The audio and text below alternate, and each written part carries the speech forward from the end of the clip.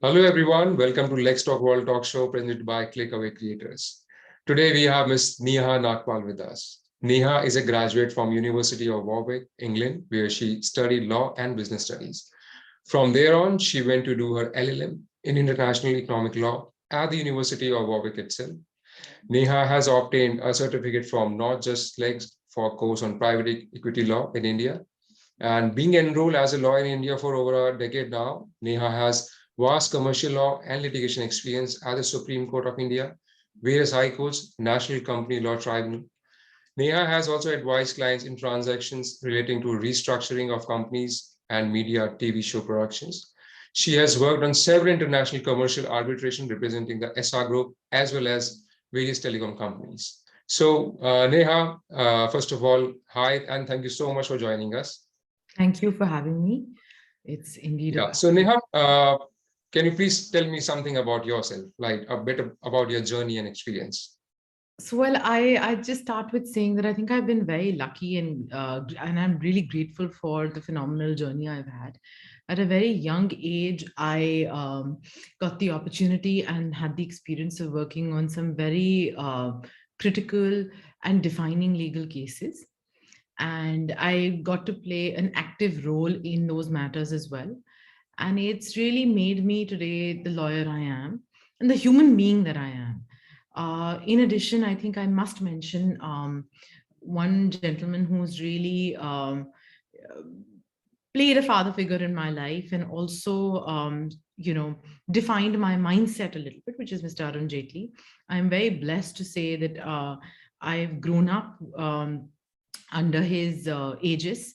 He was a very, very close friend of my father's. And after my father passed away in 2009, he stepped up to, till, of course, his demise in 2019, stepped up to play a father figure in my brother and my life. And he's at every stage of my legal career advised me like a parent and mentored me. And I'm very grateful for that.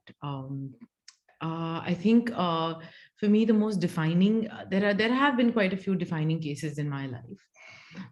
The 2G trial was something which I was emotionally vested in because it was just prolonged such a long period of time, and all my clients became members of extended family, and the learning curve was so steep, right from the investigation stage to the filing of the charge sheet to the argument on charges, and data management, document management was one huge part of it, is and the legal research and so many different aspects of law.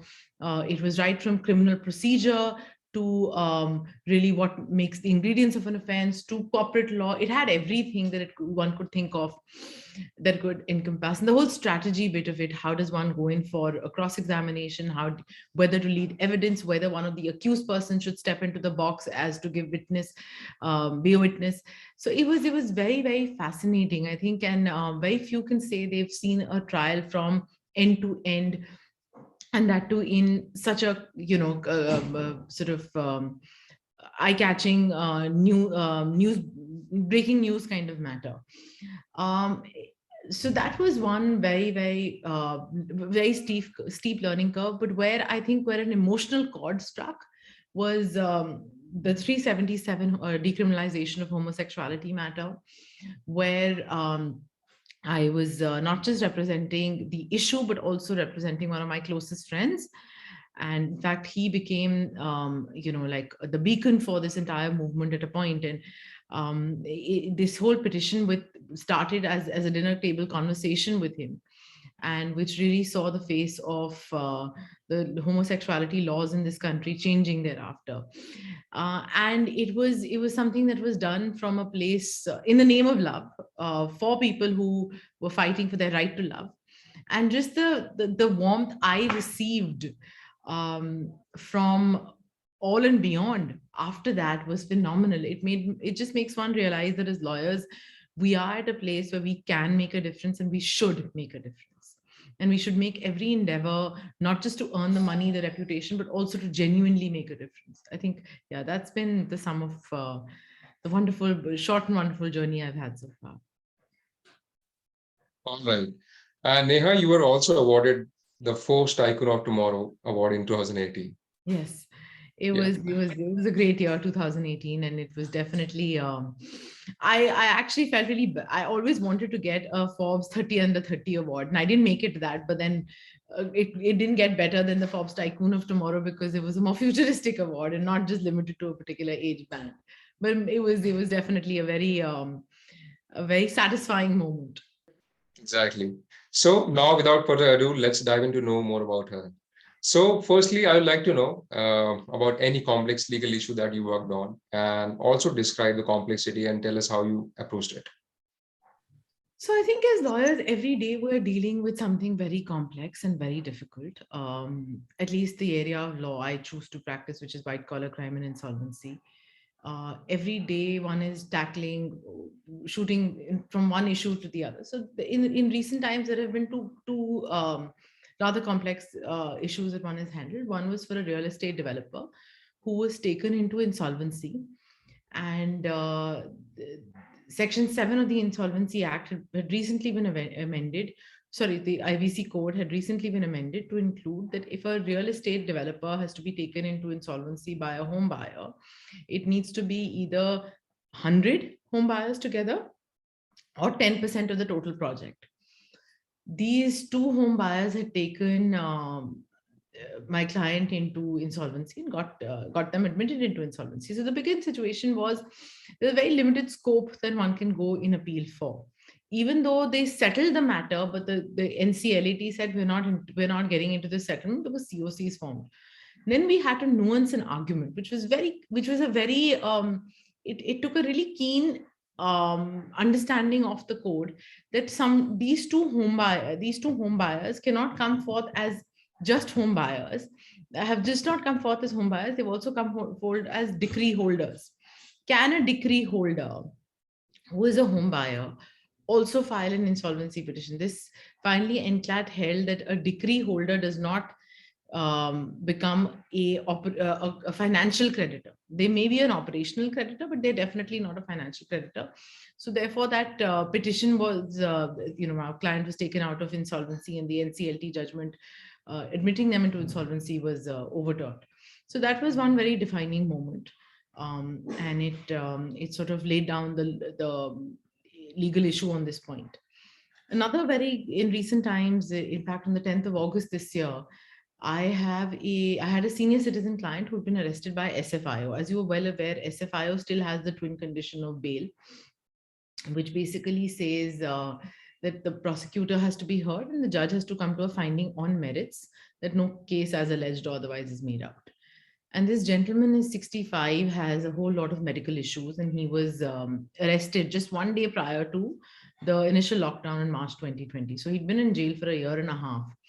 Charge sheet filed by SFIO, complaint filed by SFIO, and no trial has started. And his health was just dwindling, and so we finally had through the process of the law, we finally reached the Supreme Court, and just the manner in which we were able to put his case forward to the Supreme Court with all his medical records and also on the merits, and to be able to get him bail was a huge accomplishment, I felt, because this was a bona fide case of bail, and it was also a place where you can't keep somebody in custody pending trial.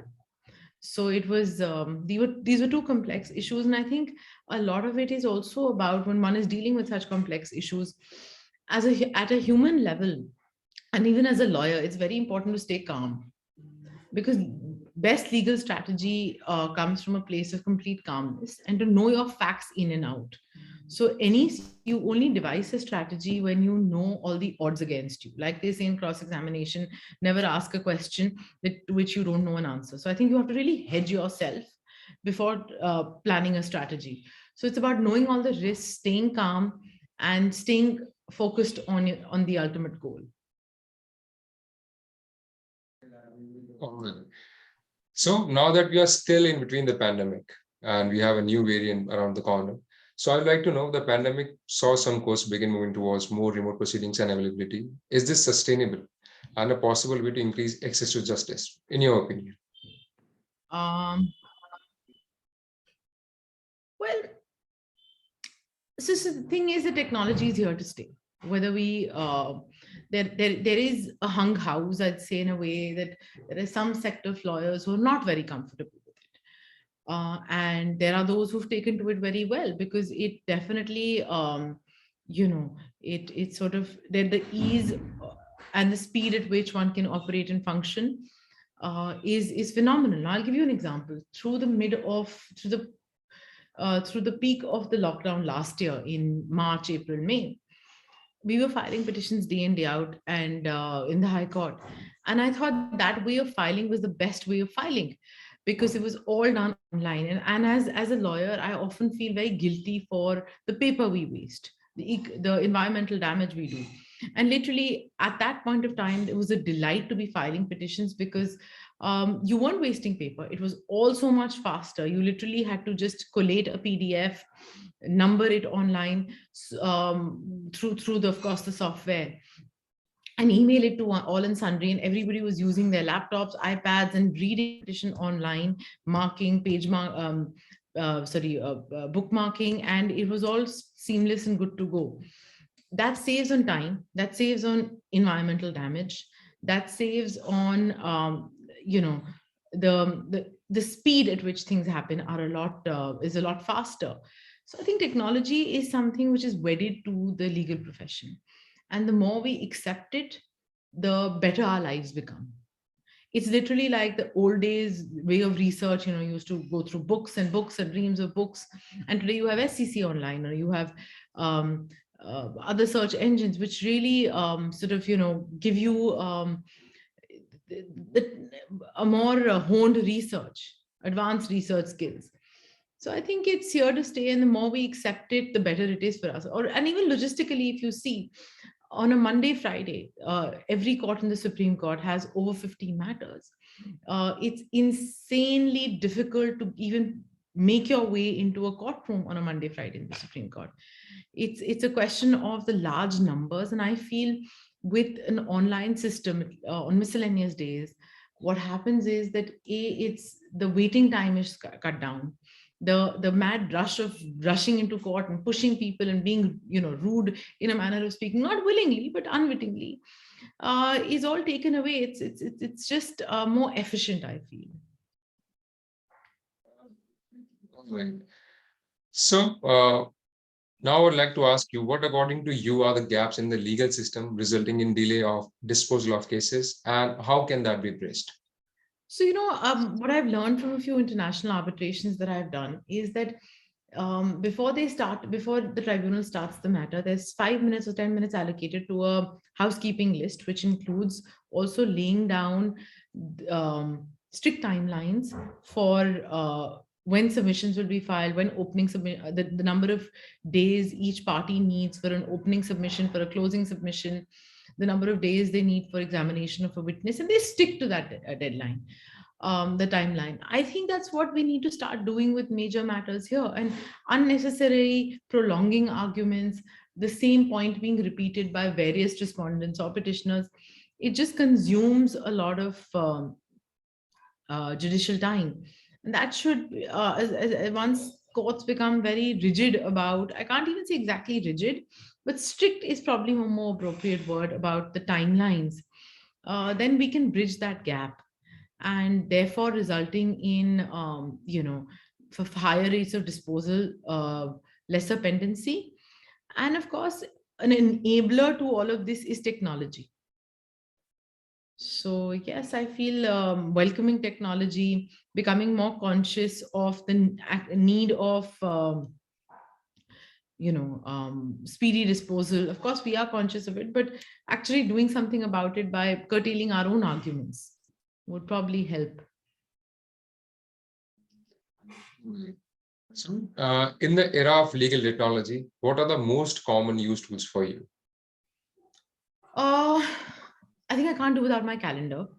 It's very, very important to sort of have my cloud-based calendar. Of course, the use of calendars has been since pretty much the legal profession started, but back in the day, it was obviously a little pocket diary. But my legal calendar, which is on my phone and laptop and iPad, it's very, very important. I'm highly dependent on it. It just helps you plan your day better. plan meetings better, plan even preparation time better. Another tool I can't do without is definitely my iPad and iMac and my laptop. Um, the softwares I use or the sort of apps I use are PDF Pro, PDF Expert, Liquid Text. It's very useful to make notes. So yeah, those are basically the tools that I'm dependent on. And of course, then there's the search engines that one really is dependent on to be able to get faster case law research. I try and dictate when I normally try and type myself in Touchwood because of I studied at the University of Warwick, and it was a lot was about our long dissertations and long essays. So I got used to writing 5,000, 10,000 words, typing it myself, because back in the day we didn't have dictation apps. But now Mac has an inbuilt dictation app, though of course one has to train it, but I'm getting used to doing that, so that also saves a lot of time. Right. Now, as a saying, time is money defines the legal profession most suitably. Do you subscribe to that adage? And how do you choose to make a difference in your legal practice? um Time is money. Actually, I don't know. I do think that time is valuable, because time once lost never comes back. But time is money. No, I think time is so much more than just money. And it's unfortunate that a lot of people look at lawyers as people who think time is money. But no, I think we're slightly more sensitive than that. We're slightly more humane than that. Once you have a realization, and I'm sure a lot of us have, that as lawyers you really have the power to make, or the ability, not even the power, the ability or the voice to make a difference, then it's not just about the money. Yes, I choose to make a difference, I want to make a difference, and wherever I can, I do try and do as many pro bono matters as I can. I work with this charity which is a home for acid and rape attack victims. Wherever I can help them, I try and help them in whatever manner. And I'm also trying to get together sort of a tech learning or tech enhancing little program with this edtech platform for clerks. So just whatever little bit one can do, and it takes a journey of 1,000 steps begins with one. So whatever I can put my best foot forward to help, I'm always happy to do that. So thank you so much for sharing such great insight with us. And we look forward to having a chat with you again in the future on some other trending topics in the international legal world. So Thank for you. our viewers, if you like this chat with Ms. Neha Nagpal, please like and share this video as much as you can. And also subscribe to ClickAway Creators YouTube channel to appreciate what we do. And you have more coming from the legal space. So this Thank is Nikhil from Let's Talk World signing off.